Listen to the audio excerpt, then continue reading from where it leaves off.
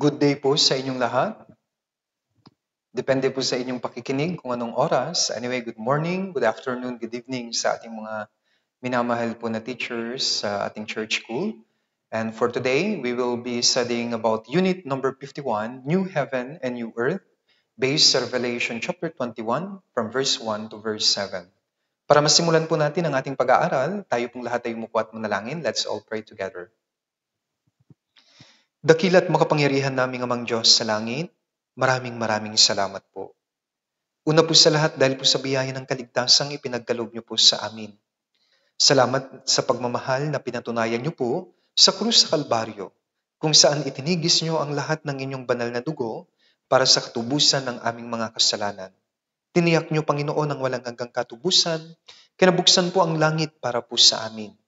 Born again po kami, at pagkatapos nilagay niyo po kami sa church, kung saan patuloy niyo pong ipinapadaan ang mga biyaya na sinusundan pa ng mas maraming biyaya upang patuloy na lumago ang aming mahihinang pananampalataya.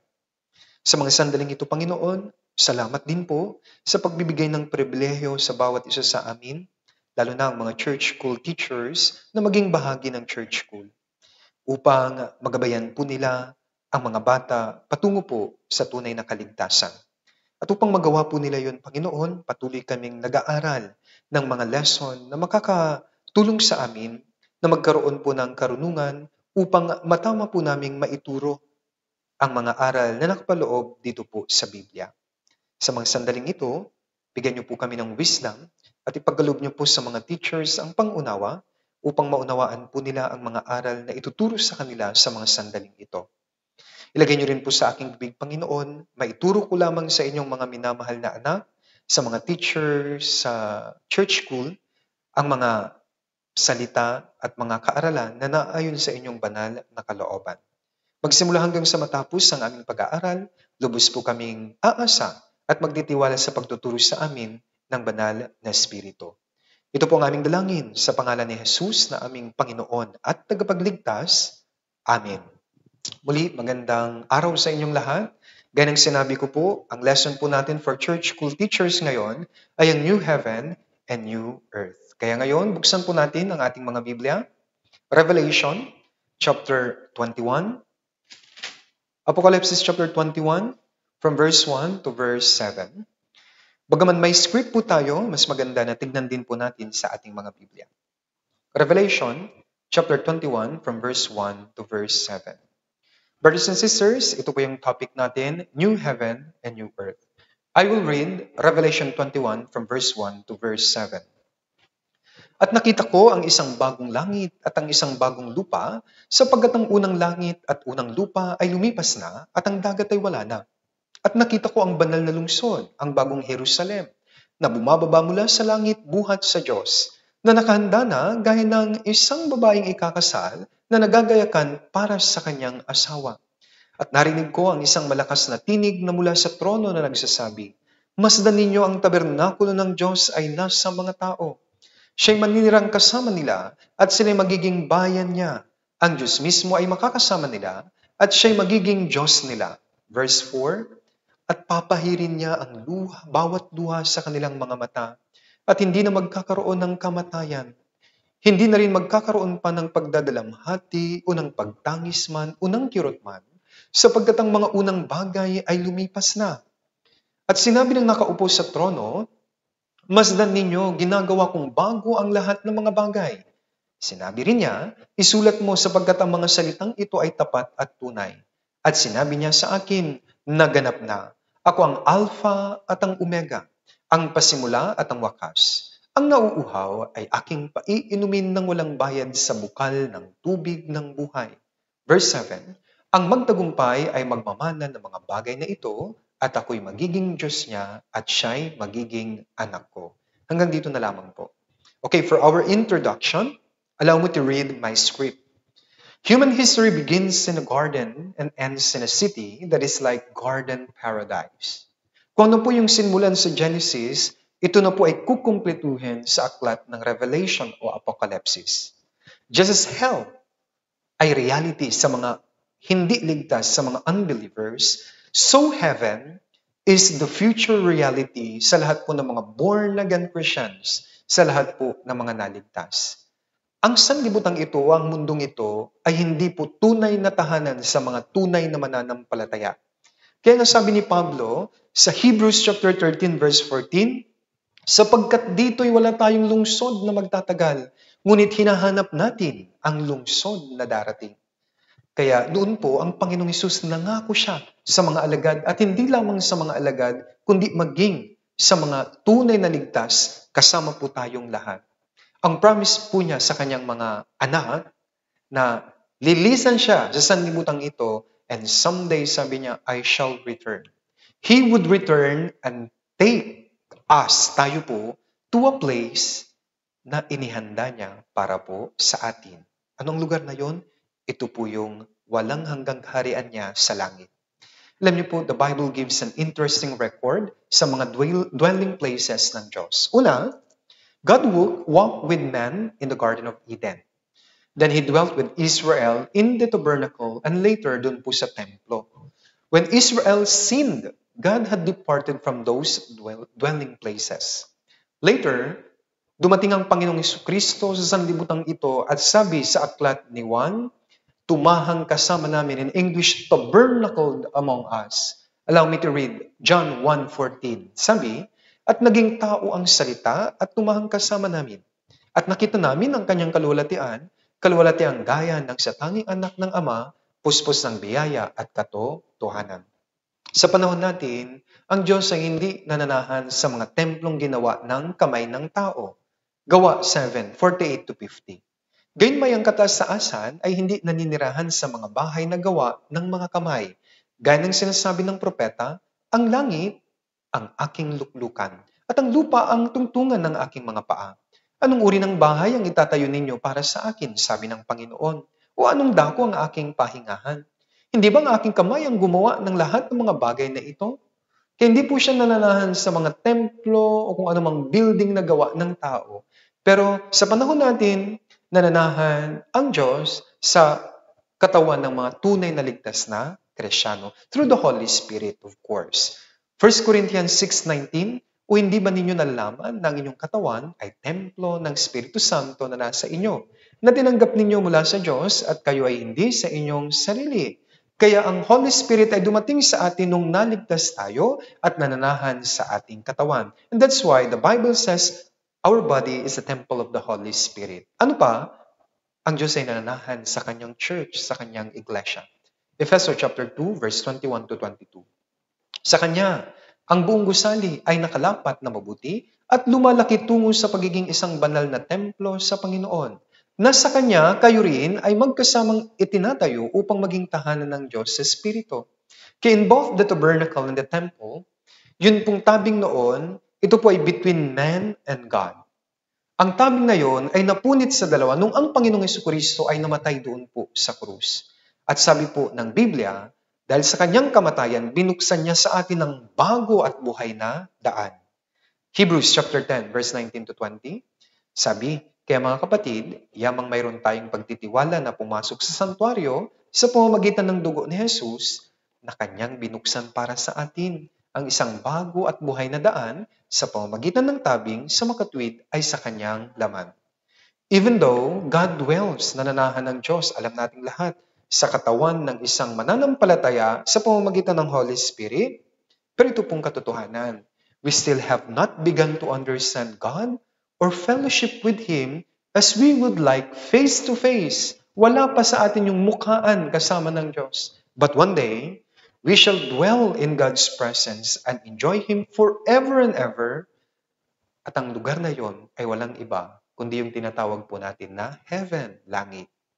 Kaya, how does man know that he will live forever somewhere? It is actually logical as well as scriptural. Kaya dito po, sa Unit 51, we shall be studying some helpful resources and lessons about heaven, tungkol po sa langit. Kaya point number 1 na gusto ko pong ituro sa inyo ay yung pong biblical definition ng salitang heaven. Be careful, bakit? Dito po sa Biblia, ginamit ang salitang heaven at may iba't ibang kahulugan po ito. The word heaven alone is found 276 times in the New Testament. The Bible uses the word heaven to designate 3 different locations. Tandaan niyo po, may 3 ibig sabihin ang salitang langit dito po sa Biblia. The specific meaning must be understood by the context. Kaya mag-ingat sa context. If this is not understood, alam niyo po, the biblical use of the word could be confusing. And as a church school teachers, minsan natatanong tayo, langit, langit, mahilig ang mga bata, langit, lupa, impyerno, sabi nila. And we must be able to give and differentiate yun pong 3 salitang langit na minimension ng Biblia. According sa context ng salitang langit, may 3 ibig sabihin po ito o kahulugan. Unahin po natin, ano ang unang kahulugan ng salitang langit? The first heaven is the atmosphere above us. Tandaan niyo po. Genesis chapter 1 verse 8. Tignan po natin. Genesis chapter 1 verse 8. Babasahin ko po. Tinawag ng Diyos ang kalawakan na langit. Nagkaroon ng gabi at nagkaroon ng umaga ng ikalawang araw. Kaya the first heaven is usually referred to as the sky or the firmament. Tandaan niyo po ito. Tignan din natin Exodus chapter 20. Exodus kapitulo 20, versikulo 11. Babasahin ko rin po. Sapagkat sa loob ng 6 na araw ay ginawa ng Panginoon ng langit at lupa, ang dagat at lahat ng naroroon, at nagpahinga sa 7 araw. Kaya't binasbasan ng Panginoon ang araw ng Sabat at ginawa itong banal. This is the heaven that contains yun pong clouds, the air that is breathed, the place where birds fly through, and the place where Satan is presently allowed to rule. Kasi sa bagong tipan, tingnan din natin Efeso. Efeso chapter 2 verse 2. Babasahin ko rin po. Na dati ninyong nilakaran ayon sa lakad ng sanlibutan ito, ayon sa pinuno ng kapangyarihan ng himpapawid, ng Espiritu na ngayon ay gumagawa sa mga anak ng pagsuway. The Hebrew word for heaven, at yung pong Greek equivalent, most often mean the atmosphere. Kaya sa Tagalog, himpapawid. Yan po ang unang ibig sabihin ng salitang langit dito po sa Biblia. Pangalawa, the second heaven is the universe o ito po yung outer space. Balikan natin yung Genesis chapter 1. Genesis chapter 1, verse 14 to 18. Okay? Babasahin ko po. Sinabi ng Diyos, magkaroon ng mga tanglaw sa kalawakan ng langit upang ihiwalay ang araw sa gabi, at ang mga ito ay maging palatandaan para sa mga panahon, sa mga araw at sa mga taon. At ang mga ito ay maging tanglaw sa kalawakan ng langit upang tumanglaw sa ibabaw ng lupa. At ito ay nangyari. Nilikha ng Diyos ang 2 malalaking tanglaw. Ang malaking tanglaw ay upang maghari sa araw at ang maliit na tanglaw ay upang maghari sa gabi. Nilikha rin niya ang mga bituin. Ang mga ito ang inilagay ng Diyos sa kalawakan ng langit upang tumanglaw sa ibabaw ng lupa. Upang mamahala sa araw at sa gabi at upang ihiwalay ang liwanag sa kadiliman at nakita ng Diyos na ito ay mabuti. Genesis 1:14 refers to the heaven as the place where the sun, moon, stars, and galaxies are located. Kaya be careful, yan ang pangalawang ibig sabihin ng langit. Third one, the third heaven is the place of God's abode. At ito po yung pinakamahalaga. Sa Old Testament, this third heaven is often referred to as heaven of heavens. Sa Tagalog, langit ng mga langit. Tignan natin, Deuteronomy chapter 10, verse 14. Babasahin ko rin po. Bagaman sa Panginoon mong Diyos ang langit at ang langit ng mga langit, ang lupa at ng lahat na naroroon. Let's tignan natin sa book of Nehemiah, chapter 9, verse 6. Alam nyo ito, nasa memory verse booklet po natin. Nehemiah, chapter 9, verse 6. Babasahin ko rin po.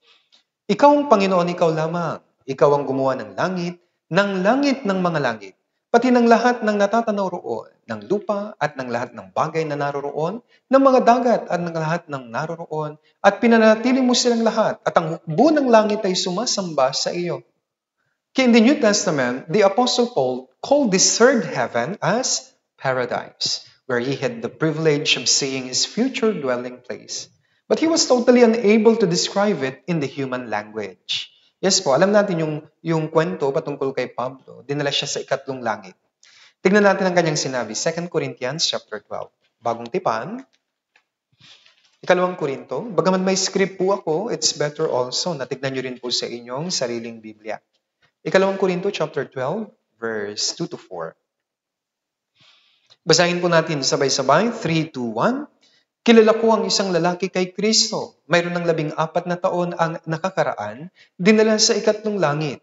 Kung nasa katawan man, o kung nasa labas ng katawan, hindi ko alam. Ang Diyos ang nakakaalam.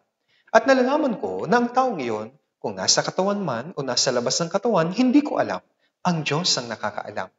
Ay dinala pa itaas patungo sa paraiso at nakarinig ng mga salitang hindi dapat sabihin na hindi ipinahihintulot sa tao na ulitin. So as teachers, we must be able to rightly divide the word of truth. We must be able to explain yun pong 3 kinds of heaven mentioned in the Bible according sa context po nito. With proper understanding, confusion can be avoided. Kaya inuna ko po na dapat alam natin yung mga salitang langit dito po sa Biblia. 3 po ang ibig sabihin nun, and please always refer dito po sa aking script. Pangalawa, biblical description of heaven. Of course, God used normal human language nung sinulat po niya ang Biblia. As a result, heaven cannot be fully described in detail because no human words were available to do it justly or justice. Apostle Paul realized this problem when he was caught up to the third heaven. Para po mas madaling maunawaan po ninyo. Kasi minsan, some brothers and sisters ask us, idetalyado o ipaliwanag ng detalyado ang Biblia, ang heaven, but it's very hard. Para mas maintindihan nyo, let me give you a simple illustration. If you try to describe lahat po ng details ng heaven, all the glories of heaven, it would be like attempting to describe the computer age with the language during the 1st century. Imagine na nabuhay po kayo sa 1st century at bigla akong dumating na nabuhay ngayon po sa panahon natin. And then i-explain ko sa inyo yung patungkol sa mga computer term, computer lingo, CPU, mouse, battery, monitor, or even yung mga gadget ngayon. Kung sasabihin ko sa inyo yung smartphone, it is impossible for you to understand. Nagukuha niyo po yung point ko. Ganun po yun. Anyway, nevertheless, God gave us beautiful description of some things that will be in heaven and several things that will not be there. Kaya ngayon, ipapaliwanag ko what will be in heaven. Balikan po natin Apocalypse chapter 21. Ano-ano ang mga nasa langit? Babasahin ko po verse 2. At nakita ko ang banal na lungsod, ang bagong Jerusalem, na bumababa mula sa langit buhat sa Diyos, na nakahanda na gaya ng isang babaeng ikakasal na nagagayakan para sa kanyang asawa. Alam niyo po, God waited until the last book of the Bible to give us a glimpse of our future heavenly home. All those who are saved by the blood of our Lord Jesus Christ can look forward to the day when they will be in heaven forever. What a glorious day that will be. Totoo po. Kaya lahat tayo naghihintay sa sandali na madala na tayo ng Diyos sa langit. And here, in the book of Revelation, Apostle John records some qualities of heaven which will make it so special. Kaya una, ano ba ang nasa langit? Una, exquisite. Sabi po, katangi-tanging kagandahan at di maikukumparang kayamanan. Tignan natin Apocalypse 21 verse 11. Let me read it. Verse 11. Na may kaluwalhatian ng Diyos, ang kanyang ningning ay katulad ng isang totoong mahalagang bato, na gaya ng batong jaspe, na malinaw na gaya ng kristal. Talon tayo sa verse 21. Revelation 21, verse 21. At ang 12 pintuan ay 12 perlas, at bawat pinto ay yari sa isang perlas. At ang langsangan ng lungsod ay dalisay na ginto, na gaya ng naaninag na salamin. Kaya alam niyo po, marami tayong paghihirap sa mundong ito. Those who were really poor in spirit, sila po yung talagang really very humble sa word na ito at nakatagpo ng tunay na kaligtasan sa pamamagitan ng Panginoong Hesukristo, sila ang mag-i-enjoy ng exquisite beauty and wealth of heaven. And so sa Matthew chapter 5 verse 3, sinabi, mapapalad ang mga dukha sa Espiritu sapagkat kanila ang kaharian ng langit. Ang Diyos ang pinakamayaman sa lahat at ang Diyos na ito nangako na dadalhin niya tayo doon po sa langit at sobrang yaman po doon. Napakaganda doon. Kaya yung term po ay exquisite, natatanging kagandahan. It is beyond compare actually. Hindi lubos maisip o ma-imagine ng isipan ng tao ang kagandahan sa langit. However, dito po sa Book of Revelation, at least we can have a small glimpse of heaven. And I hope as you are listening to my sermon, ay magkaroon po ng kagalakan sa inyong puso at tunay na pag-asa. Balang araw, mapapasa atin po ang napakagandang langit na ito at ang kayamanan ng Diyos sa langit na ito. Pangalawa, ano ba ang nasa langit? Makikita po natin yung mga naligtas at maging yung mga anghel. Apocalypse chapter 19 verse 1. Tingnan natin. Revelation 19 verse 1. Pagkatapos sa mga bagay na ito ay narinig ko ang gaya ng isang malakas na tinig ng napakaraming tao sa langit na nagsasabi, Hallelujah! Ang kaligtasan at kaluwalhatian at kapangyarihan ay nauukol sa Diyos. Ngayon atras tayo, Revelation 5 verse 11 naman po. Apocalypse chapter 5 verse 11. Basahin po natin sabay-sabay 3, 2, 1. Nakita ko at narinig ang tinig ng maraming mga anghel sa palibot ng trono at ng mga nilalang na buhay at ng matatanda. At ang bilang nila ay milyon-milyon at libo-libo. Kaya one of the great joys of heaven will be the reunion with beloved brethren in Christ we have known dito po sa lupa o sa sanlibutan ito. Although, yung kamatayan nagdadala sa atin ng temporary na kalungkutan, si Pablo nire-remind niya ang bawat Kristiyano na huwag daw tayong malungkot. Kaya sabi niya sa 1 Thessalonians 4:13, kayo'y huwag malungkot na gaya ng iba na walang pag-asa. Kung mayroon tayong tunay na pag-asa sa langit, bagaman mamatay ang isang kapatid, bagaman mamatay tayo, may tunay tayong pag-asa, makakasama natin ang Diyos sa langit. Magkakasama rin po tayo later on. Although we sorrow for the Christian who has died, our future hope is in our heavenly reunion with him or her someday in the future. We will also meet many of those we read about in God's Word. Yung mga binabasa lang natin dito, gaya nila David, Jeremiah, sila Matthew, and others, as well as yung mga Christians sa history, we will also be served by angels who have faithfully served the Lord since their creation. Kaya sa langit, mamimit natin yung mga tauhan dito sa Biblia, yung mga naligtas, yung mga brothers and sisters sa early church, yung mga nababasa natin sa mga Christian history books. Makakasama po natin sila at maging yung mga anghel, maglilingkod din po sila para po sa kapakanan ng mga anak ng Diyos. Ano pa ang nasa langit? The river of life and the tree of life. Revelation 22, verse 1 and 2. Babasahin ko rin po. At ipinakita sa akin ng anghel ang isang ilog ng tubig ng buhay na maningning na gaya ng kristal na lumalabas mula sa trono ng Diyos at ng Kordero. Sa gitna ng lansangan ng lungsod, sa magkabilang panig ng ilog ay naroon ang punong kahoy ng buhay na namumunga ng 12 iba't ibang bunga na namumunga sa bawat buwan. At ang mga dahon ng punong kahoy ay para sa pagpapagaling sa mga bansa. Yan po yung pangatlo, the river of life and the tree of life. Next, the Lamb's Book of Life. Apocalypse naman po, 20 verse 15. At ang sino mang hindi natagpo ang nakasulat sa aklat ng buhay ay itinapon sa lawa ng apoy. The book contains all the names of those who were saved by the precious blood of the Lamb. Tinatawag din po itong God's record book of the redeemed. Aklat ng mga tinubos. Nandun yan, rin po yan sa langit. Then, number 5, ang mismong Diyos. Ang presensya ng Diyos. Tignan natin, Apocalypse 21 verse 3. Pwede po, basahin po natin ang verse 3 sabay-sabay. 3, 2, 1. At narinig ko ang isang malakas na tinig na mula sa trono na nagsasabi, masdan ninyo ang tabernakulo ng Diyos ay nasa mga tao. Siya'y maninirahang kasama nila at sila'y magiging bayan niya. Ang Diyos mismo ay makakasama nila at siya'y magiging Diyos nila. Napakaganda. Alam niyo po, the greatest joy of heaven ay hindi po yung kanyang beauty, hindi yung wealth nito, hindi yung mga anghel, it's not the river of life, it's not the tree of life, not even the book of life, or even the reunion with fellow saved brothers and sisters, saved Christians.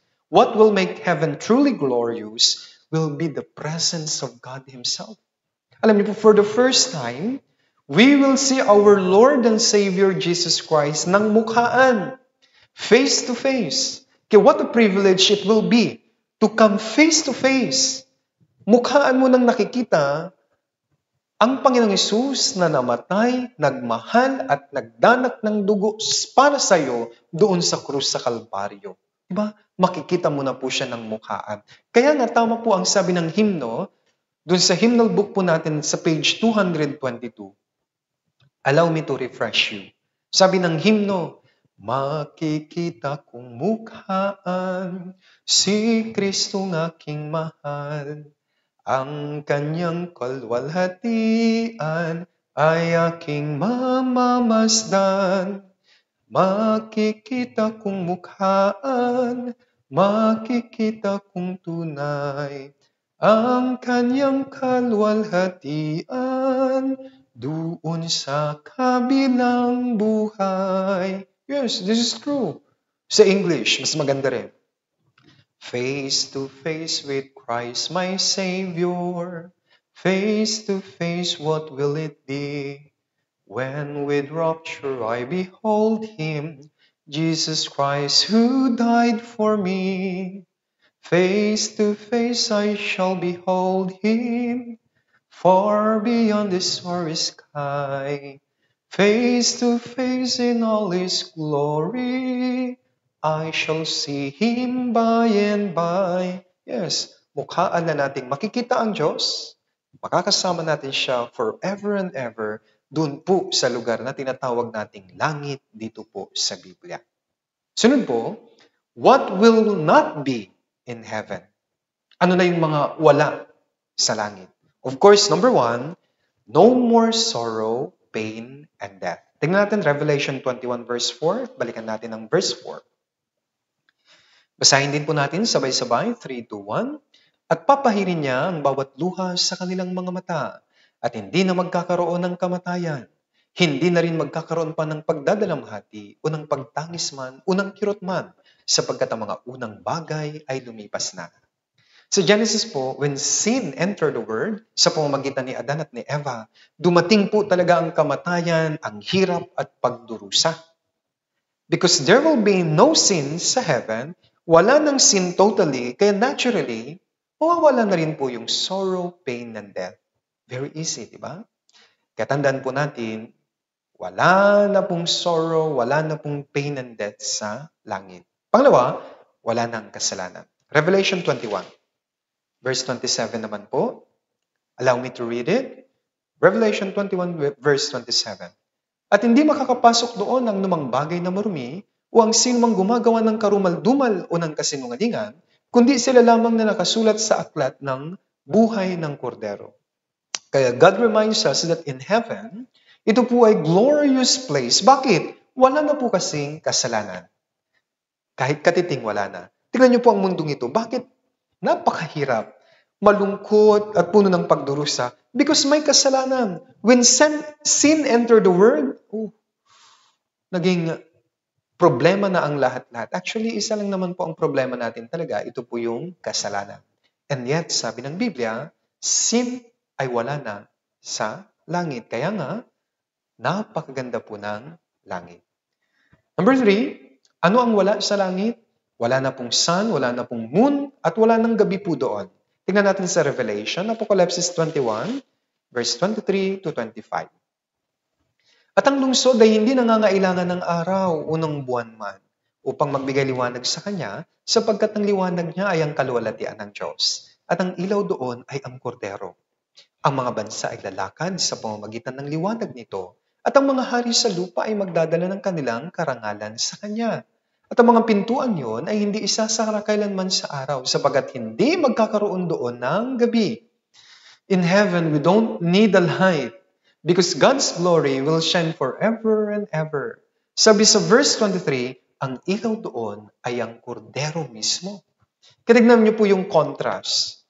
Sa impyerno, it will be eternal night. Yan ang sabi sa Jude 1:6. On the other hand, in heaven, it will be eternal day. Wala nang oras doon. Dire-diretso na lang po. Buhay na walang hanggan. Eternity. Kaya nga sa Bible seminar, bago matapos ang day number 1 or session number 1, meron tayong question sa mga nakikinig. Where will you spend your eternity? Sa langit, napakaliwanag. Sapagkat ang mismong liwanag natin ay ang kaluwalhatian ng Diyos. Liwanag na Diyos ang source. Tandaan niyo po ito. Number 4, wala na pong thirst or longing at wala na rin pong boredom o pagkainip sa langit. Tignan natin Apocalypse 21 verse 5 to 6. Revelation 21, 5 to 6. At sinabi ng nakaupo sa trono, masdan ninyo, ginagawa kong bago ang lahat ng mga bagay. Sinabi rin niya, isulat mo sapagkat ang mga salitang ito ay tapat at tunay. At sinabi niya sa akin, naganap na, ako ang Alpha at ang Omega, ang pasimula at ang wakas. Ang nauuhaw ay aking paiinumin ng walang bayad sa bukal ng tubig ng buhay. Alam niyo po, since all things became new, there will be no more boredom. Para mas maintindihan, in this world, sa mundong ito, nothing is new and everything goes old, and so people feel bored of the same thing over and over again. Nakasulat po yan, sabi ni Solomon, Ecclesiastes 1 verse 9. Ang nangyari ay siyang mangyayari, at ang nagawa na ay siyang gagawin, at walang bagong bagay sa ilalim ng araw. But in heaven, this will disappear for all things are new. Mawawala na lahat yan, at lahat ay bago. And also, sa mundong ito, people always feel lacking of something. And so people search and search for the missing link of their life. Pero pumpuang sa kanilang puso na hindi mapunan ng mga bagay sa sanlibutan ito.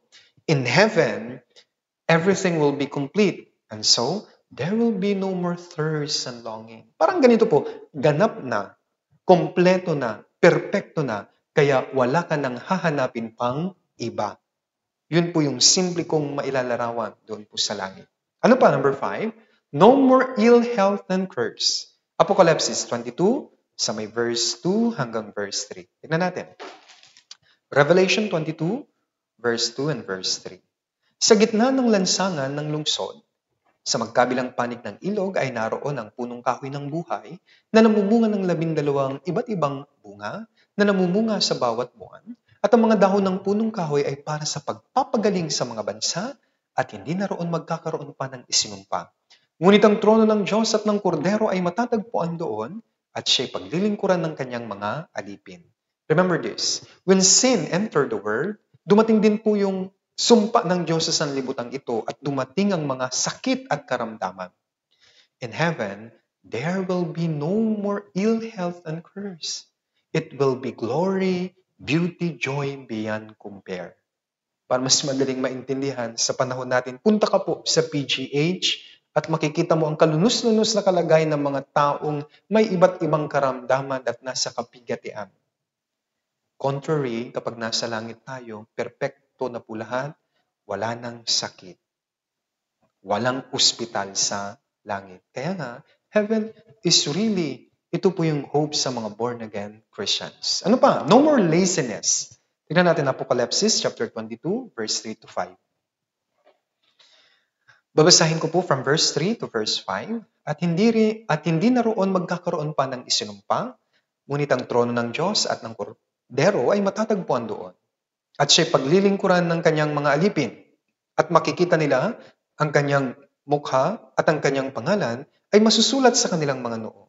Hindi na magkakaroon pa ng gabi at sila'y hindi nangangailangan ng liwanag ng ilawan, ni ng liwanag man ng araw, sapagkat ang Panginoon ang magbibigay liwanag sa kanila. At sila'y maghahari magpakailanman. Meron pong isang bagay na gusto kong ituro po sa inyo. The idea na yung pong mga ligtas ay nasa langit at anong gagawin nila? Ang parang pinuportray ng maraming tao, nasa langit, Parang naglalaro na lang, nakaupo, at kumakanta, may harp, at nagtutugtugan. Hindi po yan sa langit. This is contrary sa sinasabi ng Scripture. Kung babalikan natin yung verse 3, sabi niya, siya'y paglilingkuran ng kanyang mga alipin. At dun sa verse 5, sila'y maghahari magpakailanman. Anong ibig sabihin? This means that believers will work in heaven. Don't get me wrong, but it will be enjoyable work. This is because wala na po yung sumpa.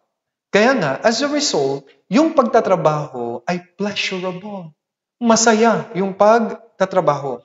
It will be work without pain and sorrow. It will be work that doesn't result on any exhaustion. You could just imagine, mag-imagine po kayo, naglilingkod ka sa Diyos pero hindi ka napapagod. Kaya ang paglilingkod kagaya nito ay nagbibigay ng kasiyahan. Dito sa mundong ito, kapag nagtrabaho ka, napapagod ka. Kaya ka humihinto, nagpapahinga. Kaya hindi siya pleasurable. However, in heaven, it's different. Our Lord, whom we serve, will make all the difference. Kaya what a privilege it will be to serve the King of Kings and the Lord of Lords. Tama po ba? Yes po. Yan po ang langit. Nakaka-enjoy at masarap maglingkod sa Diyos sa langit. Next, who can and who cannot enter heaven? Tignan natin, Revelation 21, verse 27.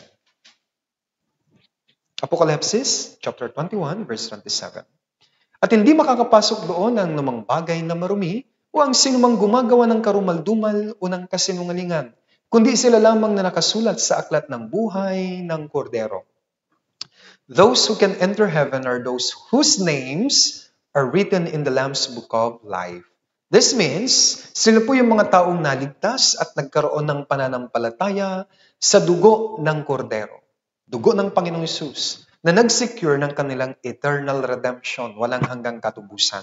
Sa kabilang banda, ang mga taong hanggang sa huli, hanggang sa malagutan ng hininga, ay hindi pa rin nanampalataya sa dugo ng Kordero para sa katubusan, para sa kapatawaran ng kanilang mga kasalanan, sila ang hindi makakapunta sa langit. John 16 verse 9, alam na alam natin ito. Juan 16:9, tungkol sa kasalanan sapagkat hindi sila sumasampalataya sa akin. Until the end, tandaan niyo po ito, kung ang mga tao patuloy nilang i-reject ang Panginoong Hesus, kung hindi sila sasampalataya sa ginawa ng Kordero doon po sa krus para sa redemption ng kanilang mga kasalanan, kapag nalugutan ng hininga at hindi nanampalataya, ang kanilang pangalan sa aklat ng buhay ay mabubura. Their names will be blotted out from the Lamb's Book of Life. Nasa awit po yan, 69, verse 27 to 28. Psalm 69, 27 to 28. Basahin po natin sabay-sabay, 3, 2, 1. Dagdagan mo ng kasamaan ang kanilang kasamaan at wag nawa silang dumating sa iyong katwiran. Mapawi nawa sila sa aklat ng mga nabubuhay. Wag nawa silang makasama ng matuwid na talaan. Yes po. Hanggat buhay ang tao, may pag-asa siyang maligtas. Kaya nakasulat ang kanyang pangalan sa Book of Life. However, hanggang sa uli hindi siya naligtas, doon na po mabablot out. Mabubura ang kanyang pangalan. At never siyang makakapasok kapag hindi siya naligtas sa langit. At siya po ay pupunta kabaliktaran sa impyerno, kung saan may pagtangis at pagngangalit ng ngipin, kung saan siya susunugin magpakailanman. Yun po yung bad news sa mga taong up until the end ng kanilang buhay ay hindi sila naniwala o hindi nanampalataya sa dugo ng Kordero, sa dugo ng Panginoong Jesus. Sunod po, because heaven is real, ang tanong ngayon, anong uri ng pamumuhay dapat meron ang mga tunay na Kristiyano? Kaya ibabahagi ko po ang pangatlong point na ito. Dahil totoo ang heaven, kaya we must put our hope in heaven. Bilang mga born-again Christians, dapat ang ating pag-asa ay sa langit dahil totoong may langit. Puntahan po natin John chapter 14, verse 1 to 2. Pakibuklat po yung inyong Biblia. John chapter 14, verse 1 to verse 2. Okay, basahin po natin verse 1 and verse 2, sabay-sabay, 3, 2, 1. Huwag mabagabag ang inyong puso. Sumampalataya kayo sa Diyos, sumampalataya rin naman kayo sa akin. Sa bahay ng aking ama ay maraming tahanan. At kung hindi gayon, sasabihin ko ba sa inyo na ako'y paparoon upang ihanda ko ang lugar para sa inyo? At kung ako'y pumunta roon at may handa ko ang isang lugar para sa inyo, ako'y babalik at kayo'y tatanggapin ko sa aking sarili, upang kung saan ako naroon, kayo rin ay naroroon. Sa verse 1, sabi niya sa English, "Let not your heart be troubled." As Christians, of course, sa mundong ito, we will face many hardships and suffering.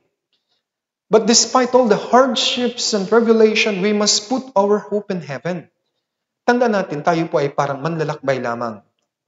Pilgrims sa sanlibutan ito, at alam natin ang sanlibutan ito ay temporary at mawawasak. Sooner or later, the temporary afflictions will be changed to eternal glory and joy in heaven. Kaya nga, dito sa Hebrews chapter 11, verse 16, Hebrews 11, verse 16, babasahin ko po. Ngunit sila ay nagnanais ng isang higit na mabuting lupain sa makatwidayang makalangit. Kaya't ang Diyos ay hindi nahiyang tawaging Diyos nila sapagkat niyang ipinaghanda sila ng isang lungsod. If we put our hope in heaven, we can surely overcome any affliction in this world. That's why all saved Christians have living hope. Alam niyo po, if you go back to the history of the church, in the early church, at kahit pumunta tayo sa lumang tipan sa mga propeta, na pagtagumpayan nila lahat ng hirap at pagdurusa kahit pugutan sila ng ulo. Bakit? They have true hope in heaven. Much in the same way sa mga tunay na Kristiyano, gaya po natin sa panahon natin, anumang problema, maliliit lamang ito at kaya nating lampasan, pagtagumpayan ng mga problemang ito. Hirap. Bakit? Because of heaven. Kung may hope ka sa iyong puso sa langit, talaga pong mapagtatagumpayan mo lahat ng pagdurusa sa sanlibutan ito. Tingnan natin sa Philippians chapter 3. Philippians chapter 3, this time verse 20. Sapagkat ang ating pagkamamamayan ay nasa langit, mula roon ay hinihintay naman natin ang tagapagligtas, ang Panginoong Hesu Kristo. When we got saved, we were given citizenship in heaven. And as citizens of heaven, we should live in a life having hope in heaven. We should not pitch our hope in this world. Para mas maintindihan, during the summer retreat or New Year retreat, karamihan ay nagdadala po ng tent. Pero tanong ko, yung tent na sinet up mo sa retreat center, forever ka na ba doon? Hindi po. Temporary lang po. Ganun din po ang ating pag-asa. Huwag nating i-pitch. Huwag nating ilagak dito sa sanlibutan ito. Even though we are still living in this world, but our heart should always be in heaven. Tawag natin dito, hope, pag-asa sa langit. Ngayon may tanong, how can we put our hope in heaven? Madaling sabihin, ilagak natin ang ating pag-asa sa langit. Pero paano? The answer can be found in Colossians. Tignan natin. Colossians chapter 3, verse 2. Colossians chapter 3, verse 2.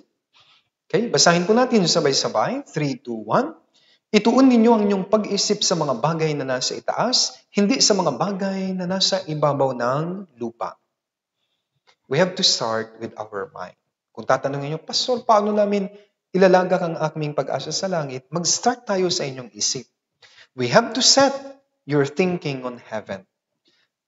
Mayroon pong kasabihan sa English, you are what you think. Totoo po ito. If we think about heaven always, we will act and do things in connection to our hope in heaven. Kawikaan 23 verse 7. Tignan natin.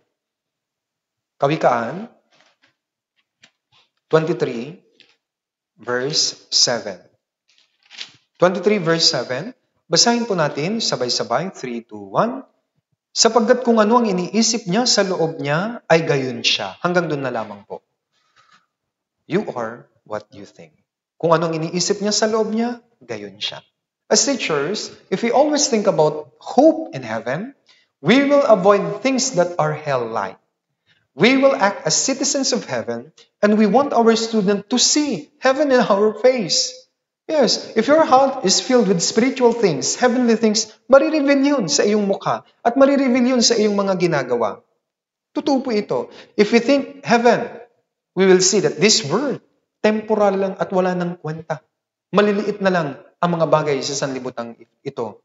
If we always think about heaven, our heart will be filled with heavenly things. At makikita ito ng inyong mga estudyante. As teachers, I know, mahirap po ang ministry na ito at busy rin po kayo sa inyong pag-aaral at sa inyong pagtatrabaho. However, if we really have hope in heaven, madali na lang lampasan lahat ng challenges sa buhay na ito, maging yung mga challenges sa ating ministry. I hope while listening to this sermon, makakuha kayo ng glimpse ng langit at talagang i-pitch nyo, ilagat nyo ang inyong puso sa langit. Next, ano pa? Kung totoo ang heaven, we should live a holy life. Tingnan natin sa 1 John chapter 3. Unang 1, chapter 3, verse 2 to 3. Babasahin ko po. Unang 1, chapter 3, verse 2 to 3. Mga minamahal, ngayon ay mga anak tayo ng Diyos at hindi pa nahahayag kung magiging ano tayo. Nalalaman natin na kung siya'y mahayag, tayo magiging katulad niya sapagkat siya'y ating makikilala bilang siya. Verse 3, basahin po natin sabay-sabay. 3, 2, 1. At sino mang may ganitong pag-asa sa kanya ay naglilinis sa kanyang sarili, gaya naman niyang malinis. Kaya, as children of God, as citizens of heaven, we should live a holy life. So verse 3, sino mang may ganitong pag-asa sa kanya, may pag-asa sa langit, ay naglilinis sa kanyang sarili, gaya naman niyang malinis, gaya ng Panginoon, gaya ng Diyos na malinis at banal. We have to remember, we do not become child of God when we live a holy life. Instead, we are children of God. That is why we live a holy life. All children want to be like their father. As the popular adage in English goes, like father, like son. Unang Pedro, tignan din natin. Unang Pedro, chapter 1. 1 Peter chapter 1, verse 15 and 16. Unang Pedro chapter 1, verse 15 and 16. Sa halip, yamang banal ang sa inyo'y tumawag, maging banal naman kayo sa lahat ng paraan ng pamumuhay, sapagkat nasusulat, kayo maging banal sapagkat ako'y banal. When we were not yet saved, nilustay natin ang buhay na binigay ng Diyos doon po sa karumihan, sa kasalanan. We were totally separated and far away from God. Pero ang Diyos, sa pamamagitan ng kanyang dugo ng Panginoong Hesus, binalik niya tayo. He brought us back to God. Naligtas tayo. Kaya nga, we were cleansed by the precious and holy blood of Jesus Christ. Since God is holy, at yung langit ay banal, we as children of God should live a holy life. Simple lang naman po yun. Our Christian life should continue in sanctification. Kaya nga, after salvation, ano pong susunod? Sanctification. Anong ibig sabihin ng sanctification? A life being separated from sin. If we want to enter the new heaven and new earth, we should be first become new. So first, we should be born again. And then, kapag born again na tayo, yung old self natin should slowly diminish and our new self should progress and grow. Parang ganito lagi namin sinasabi, pag bagong ligtas ka pa lang, yung 10% katangian ni Kristo, 90% katangian ng dati mong pagkatao, old self.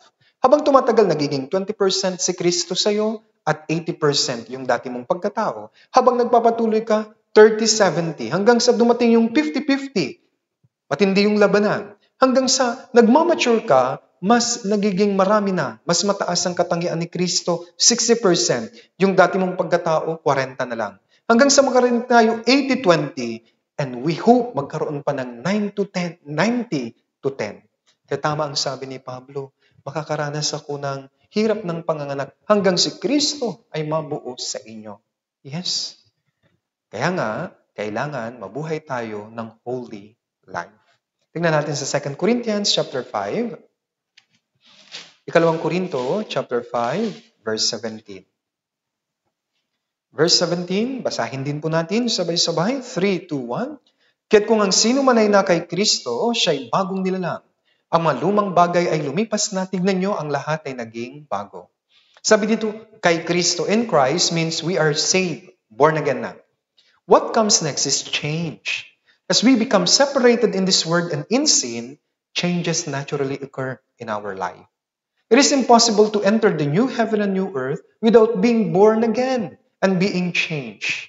Tandaan nyo po yan. Para maintindihan, Filipinos live like Filipino citizens. This is very normal. Koreans live like Korean citizens. Much in the same way, God's children must live like children of God and not like the children of the devil. Ang mga Pinoy, meron silang bagoong. Ang Koreano, meron silang kimchi. Ang mga anak ng Diyos, meron pong heaven po sila. mayroon pong mga spiritual na bagay para po sa kanila. God's children live a holy life while waiting for their hope in heaven to come in the near future. Kaya ang susunod na tanong, how can we live a holy life? Paano tayo mapapabanal ng mapapabanal habang naghihintay tayo sa tunay nating hope sa langit? Tignan natin 2 Corinthians chapter 6 verse 16 to 17. Ikalawang Korinto chapter 6 verse 16 to 17. Babasahin ko po. Anong pakikipagkaisa mayroon ng templo ng Diyos sa mga Diyos-Diyosan? Sapagkat tayo templo ng Diyos na buhay, gaya ng sinabi ng Diyos, ako'y mananahan sa kanila at lalakad sa gitna nila. Ako'y magiging kanilang Diyos at sila magiging aking bayan. Verse 17, basahin po natin. Sabay-sabay. 3, 2, 1. Kaya nga lumabas kayo sa kanila at humiwalay kayo, sabi ng Panginoon, at huwag kayong humipo ng anumang bagay na marumi at kayo'y aking tatanggapin. In order to live a holy life, we must abide and be separated. First, abide in the church. And next, be separated from the filthiness, from the sins mula sa karumihan ng sanlibutan ito. Tignan din natin, John 15 verse 7. 1:15-7. Kung kayo'y mananatili sa akin at ang mga salita ko'y mananatili sa inyo, hingin ninyo ang anumang inyong nais at ito'y gagawin para sa inyo. Kaya as we abide in Christ, ibig sabihin, abide in the church, manatili sa church, we become closer to God than to the Word of God. If we are closer to God than to the Word of God, yung character ng God ay naturally na-form sa atin. If God's character is formed in us, our old character will slowly fade and disappear, thereby ensuring holy life. Simple lang po ang formula. Gawa chapter 2 verse 42. Babasahin ko pa rin. Gawa 2:42, nanatili sila sa turo ng mga apostol at sa pagsasama-sama, sa pagpuputol-putol ng tinapay at sa mga panalangin. In addition, as we abide in the church, magiging closer tayo sa mga tao ng Diyos, sa mga brothers and sisters sa fellowship at maging sa prayer. Fellowship and prayer are also important factor ng ating buhay sa kabanalan. As we become closer to God's people, we then can be far away from worldly people. Tama po? Kaya nga lagi namin sinasabi, sama kayo sa fellowship. Naturally, kung kasama mo ang mga brothers and sisters, mapapaliw ka sa mga makasanlibutang kasamahan o mga barkada. As we pray, God can help us overcome temptations of sin at the same time. Yes, mahihina tayo, kaya nagpipray tayo para mapagtagumpayan natin ang tukso ng sanlibutan at nitanim. Having said all, we can now say that we are separated from sin and, in this word, kinapakahalaga ng 4 pillars of Christian life. And as we abide in the church, we then can shine the light of our Lord Jesus Christ and we can serve as the light of this world. Mula po sa kadiliman, dinala na tayo ng Diyos sa kanyang liwanag. And so we must live and walk sa liwanag na iyon. Tignan natin, Ephesians chapter 5. Ephesians chapter 5, verse 8 to verse 9. Sapagkat kayo dating kadiliman, subalit ngayon ay liwanag sa Panginoon, lumakad kayong gaya ng mga anak ng liwanag. Sapagkat ang bunga ng liwanag ay nasa lahat ng mabuti, matuwid at katotohanan. If we walk in the light, we can bring people who are in darkness into the light of Christ. Remember, when Jesus Christ was born, sino po ang nag-guide sa mga pantas galing sa silangan? Yun pong bituin, yung liwanag. Tayo rin po ay nagsisilbing liwanag ng sanlibutan ito para madala ang mga tao kay Kristo. Heaven will be eternal day with God's light. People in this world, nasa total darkness po sila. Kaya nga, as children of light, we must bring these people to the true light. Dito papasok yung next point ko. Kung totoo ang langit, we should bring people sa langit sa pamamagitan ng evangelism. Luke 15 verse 7. Lucas chapter 15 verse 7. Babasahin ko rin po.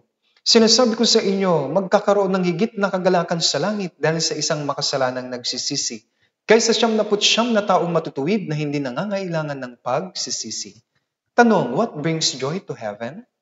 It is when one sinner repents and receives salvation. Alam niyo po, God is really pleased, masayang-masaya siya kapag may isang taong nagsisi at naligtas. Bakit? Kasi ang Panginoong Hesus namatay para sa lahat ng mga kasalanan. On the other hand, wala pong kasiyahan. Malungkot ang Diyos kapag ang isang makasalanan ay namatay at hindi nakatanggap ng kaligtasan. Ezekiel, tingnan natin sa Lumang Tipan. Ezekiel chapter 18, verse 23. Babasahin ko rin po, Ezekiel chapter 18, verse 23. Meron ba akong anumang kasiyahan sa kamatayan ng masama, sabi ng Panginoong Diyos? At hindi ba mabuti na siya'y humiwalay sa kanyang lakad at mabuhay? God doesn't want to see wicked people die. Yan ang malinaw sa Biblia. He had much rather see them turn from their sins and live. It is not God's will that the sinner should die. God desires all men to be saved and to come to the knowledge of the truth. Unang Timoteo chapter 2. 1 Timothy chapter 2, verse 3 to 4. Ito'y mabuti at kaaya-aya sa paningin ng Diyos na ating tagapagligtas na nagnanais ng lahat ng tao ay maligtas at makarating sa pagkakilala ng katotohanan. God desire ay yun pong salvation of mankind. People who are saved and have hope in heaven share the same desire. And that's why we share the gospel. We eagerly want to bring people doon po sa langit because we believe in heaven. Alam natin heaven is real and at the same time totoo na may impyerno rin. And while people are saved, God's kingdom and territory nag-i-expand po. And as people, ay maraming tao yung naliligtas, yung kingdom of God becomes bigger and bigger. Kaya nga nag-i-evangelize tayo. Luke 17, verse 22 and 21. Palibhasa ay tinanong si Jesus ng mga Farisayo kung kailan darating ang kaharian ng Diyos. Kanyang sinagot sila, ang kaharian ng Diyos ay hindi darating na may mga palatandaang makikita. 21. At di rin nila sasabihin, tignan ninyo, narito o naroon. Sapagkat masdan ninyo, ang kaharian ng Diyos ay nasa inyo. Sinabi ng Panginoong Hesus, masdan ninyo ang kaharian ng Diyos ay nasa inyo. When we got saved, we became children of God and household of God. Remember, imagine, kapag marami ang nagiging member, ang nagiging parte ng kaharian ng Diyos, kapag nag-i-evangelize tayo at naligtas sila, the kingdom of God is sure expanded. And when the kingdom of God is fulfilled, and when the people of God are prepared, Jesus Christ will come again and will bring His people to His eternal and heavenly kingdom. Dapat tandaan natin ito. Kaya nga, nag-i-evangelize po tayo. Revelation 22, verse 20. Apocalypse 22, verse 20. Okay? Mga teachers, basahin po natin. Verse 20, sabay-sabay. 3, 2, 1. Ang nagpapatotoo sa mga bagay na ito ay nagsasabi, Oo, ako'y malapit ng dumating. Amen. Pumarito ka, Panginoong Hesus. Apostle John wrote the book of Revelation. Siya po yung tao na nagkaroon ng tunay na pag-asa sa langit simply because pinakita ng Diyos sa kanya sa isla ng Patmos habang sinusulat niya ang book of Revelation. Yung langit, sinulat niya ang patungkol sa langit sa aklat na ito. And before ending the book, anong sabi ni John? Come, Lord Jesus. When our Lord Jesus comes, we will be brought to our eternal dwelling place, the place and kingdom He has prepared for us. It is our home. And that's why our home is heaven. Totoo po ito. I hope through this lesson, nagkaroon uli ng pananabik para sa ating puso na makapunta sa langit. Malapit na po itong mangyari. Tunay po na our home is heaven. Sana nakapagdagdag uli ito ng hope sa inyong puso, ang topic dito po sa ating cornerstone lesson na New Heaven and New Earth. And I hope makita ng mga tao, mga teachers, ang heaven sa inyong buhay. Maraming salamat po sa pakikinig. Sana po marami po kayong natutunan. Hindi po magtatapos ang pagkatuto o pagkaunawa ng mga salita sa Biblia. Dapat mabuhay tayo alinsunod sa ating natututunan dito po sa Biblia. Once again, maraming salamat po. This time, tayo pong lahat ay umuko at manalangin. Let's all pray together. Dakilang Diyos, maraming salamat po dahil may tunay kaming pag-asa sa langit. Salamat sa mga katuruan Panginoon na bagman hindi lubos mauunawaan ng aming isip at puso ang patungkol sa langit, subalit nagbigay po kayo ng mga detalye dito po sa Biblia upang at least makita, maunawaan po namin kung ano po yung naghihintay sa amin sa kahariang inihanda nyo para po sa amin. Kaya mula po sa aming puso, Panginoon, maraming salamat po.